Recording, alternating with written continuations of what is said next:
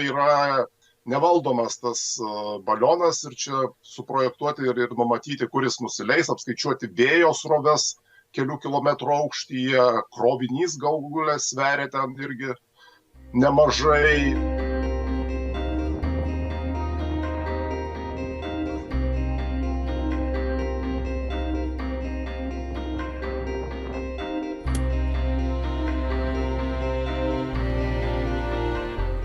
Pagal dabartinius požymius, ką matom šią minutę, tai yra kontrabanda, bet niekad nežinai ir tokio masto, tokio intensyvumo, tiek daug taškų, kad nežinotų Baltarusijos režimas, kad tokie dalykai vyksta, būtų tikėtis labai naivu.